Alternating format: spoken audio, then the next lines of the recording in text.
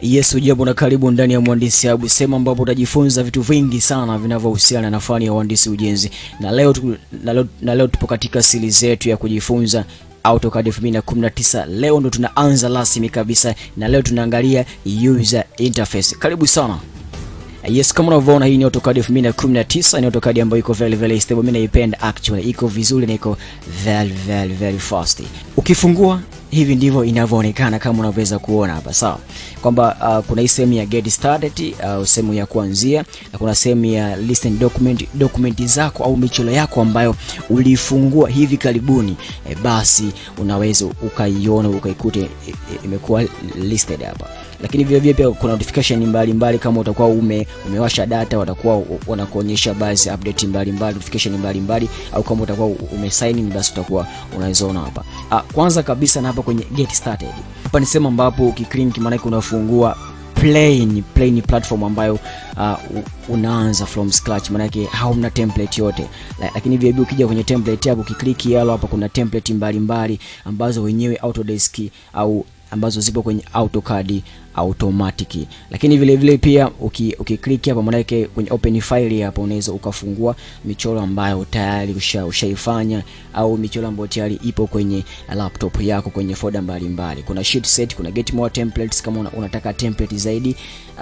Unaweza ukaclick hapo ukaenda online kama utakuwa connected internet, basi unaweza ukapata template mbalimbali za free kabisa kutoka kwao Autodesk. Lakini vile pia hapa kwenye export sample drawings unaweza ukaclick hapo ukajaribu kuangalia sample za michoro mbalimbali kabla haujaanza kuandaa michoro ya kwako binafsi. Ukija sehemu ya pili hapa ni recent document. Hapa kuna document ambazo utakuwa umezifungua au michoro yako yote ambao umeifanyia kazi siku za usoni, basi utakuwa unaiona hapa. Na watu wengi sana wafahamu umuhimu wa hii hapa, lakini ukiwa na kazi nyingi sana, ukiwa wewe unafanya kazi nyingi, ndipo ambapo utajua umuhimu wa hii hapa. Ila cha kwanza ni kwamba inabidi ufahamu sana vitu ambavyo ni basic sana, kwamba kuna hii kwenye recent document hapa unaweza ukaona review michoro yako, kazi zako zote ambazo umezifanya tumia AutoCAD utaziona hapo. Kwa kama unafungua kazi hauna haja ya kuenda kwenye mafolder kuna kwanza kutafuta mchoro ulipo. Ukifungua tu michoro yako yote utaiona. Hizi ni namna tu ambazo unaweza zikaonekana bila maandishi yanakuwa kwa chini.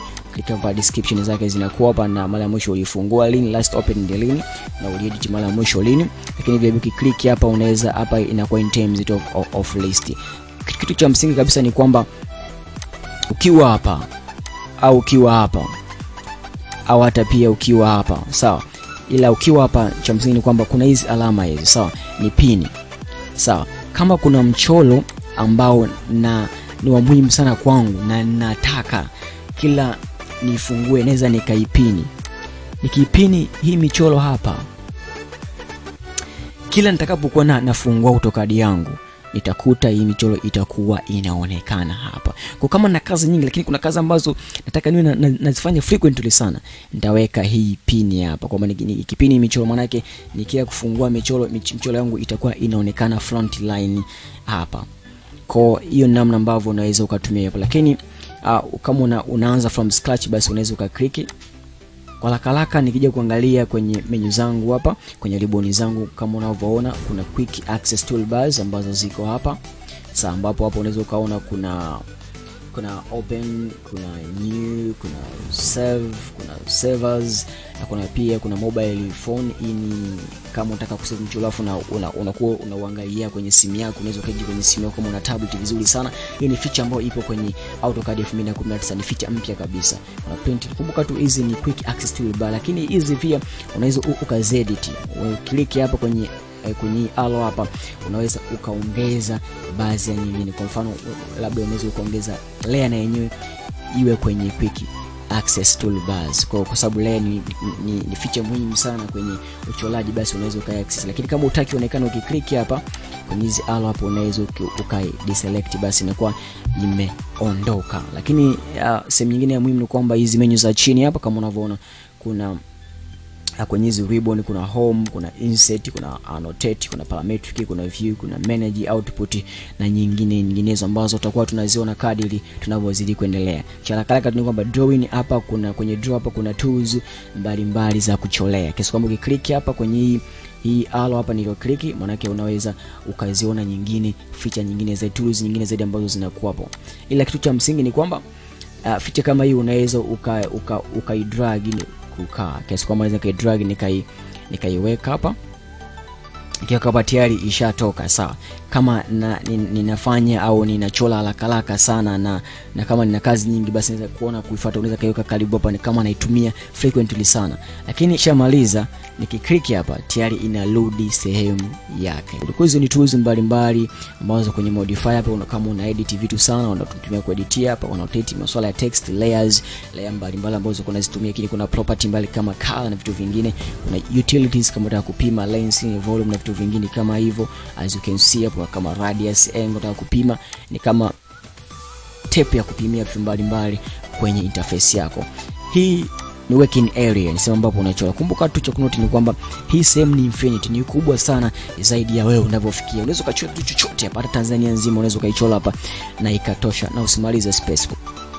Kuna hii navigation tools ambazo ziko hapa, lakini vile vile kuna properties kiasi kwamba nikichukua hata line nikichora hapa, ingawa tujifunza kuchora, nikiklik hapa basi nitaona properties zake, nitaona urefu wake, nitaona angle kama nimechora kwenye angle, nitaona rangi yake. Kwa sababu naweza nikaklik hapa nikachange color yake, nikafanya kitu chochote kile kwenye property hapa bila ya kwenda umbali wowote. Lakini vile vile pia kuna command line hapa, command zote ambazo nitakuwa naziweka. Mfano nikisema labda line, click labda line, click line, maana yake tayari nilikuwa ni select line, naweza nikachora line yangu hapo whatever nitakavyochora na ikawa vizuri kabisa. Kumbuka tu kwamba kama wewe unataka kuitoa hii command line, basi ukibonyeza control 9 inakuuliza do you want to close this, unaweza ukacommand na ikatoka. Ukitaka kuirudisha pia unabonyeza control 9 ina load. Sawa, lakini vile pia hapa kuna mode kwenye chini hapa, kuna tabs mbalimbali ambazo zipo. Kuna layout,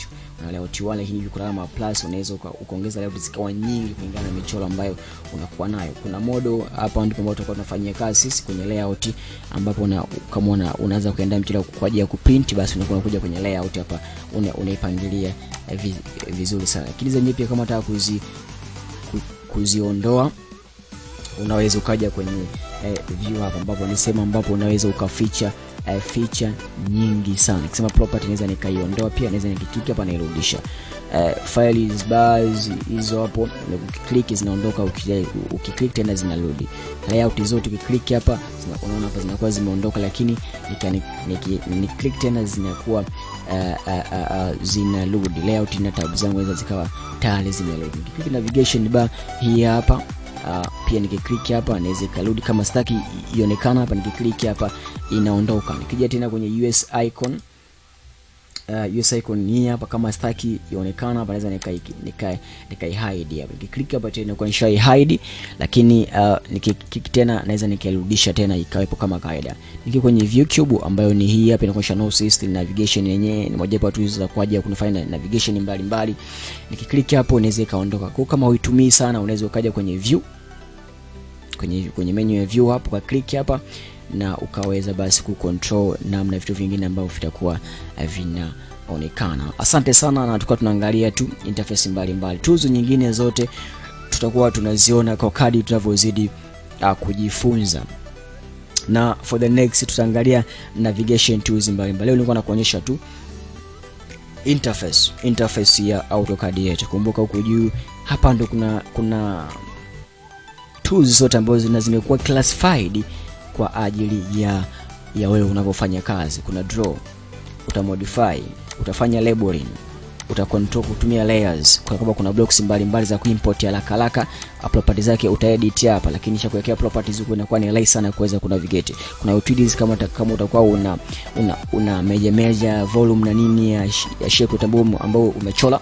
Kuna groups hapa, kama unataka kugroup vitu mbalimbali. Kuna clipboard kama una copy vitu na kupaste na vitu vingine vinavyofanana na hivyo hapo. Asante sana, karibu katika lecture inayofuata.